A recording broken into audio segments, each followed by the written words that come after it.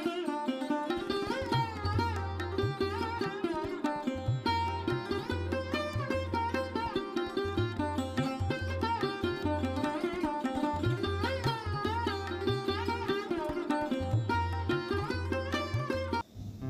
Everyone, welcome to my kitchen again. बहुत दिन पर आज मोर गोटे पोस्ट कहीं टी बिजी थी कौन रोषे आपण मन पोस्ट कर पार्नी मंजा बरा करी जोटा कि ओडिया मानकर बहुत प्रिय आ कदलीर सबू जिनस आम खाइबारे व्यवहार करें सेमती मंजा गोटे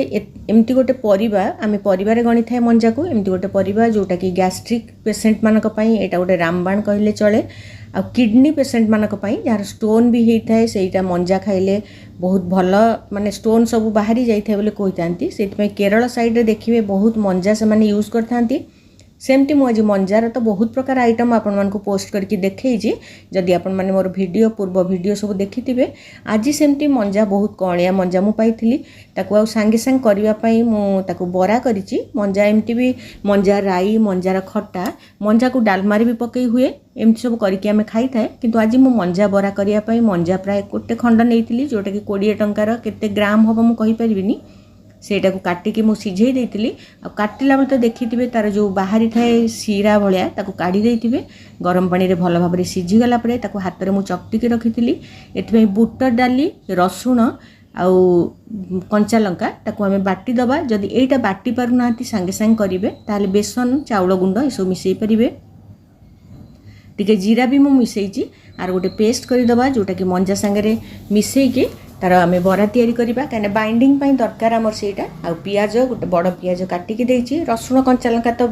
बुट डाली संगे बाटी देइतिली बुट डाली 50 ग्राम खंडे पाखापाखि मु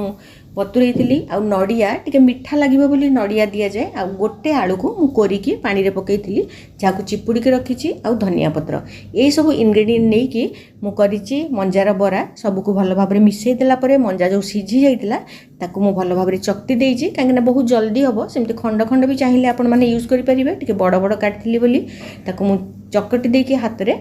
ता संगे बुट डाली बटा नड़िया कोरा आ पियाज धनिया पत्र हो भृषंग पत्र जो पत्र लुण हलदी लंका गुंड ए सब को देकी चकटी देकी तापर बरा तो आमे जेमती करि थाए सेमती बरा शेप रे करिवे आग मु टिके पतला पतला करी करिथिली ए गोटे भाड़ी सरला परे गोटे थर पुणी आउ थे गोटे थर करी जोटा कि मुझे देखई पारनी आपण मानक बहुत टेस्टी हुए आ जदि मंजार क्वालिटी भल अच्छी बरा तो बहुत बढ़िया लगे किंतु बाइंडिंग पाई जदि आपण माने बुट डाली देवा को प्रिफर न करिवे बा टाइम लागियो भाबिबे सेतरे चाउल गुंड भी देकी करि परिबे बहुत क्रिस्प हुए। तो आज एटा मु करिथिली स्नैक्स रे हमें खाइथिलु तो बहुत भल देह पाई केमती लागिला मोर वीडियो आपण माने मते निश्चय जणैबे। Stay tuned for another video. Thank you.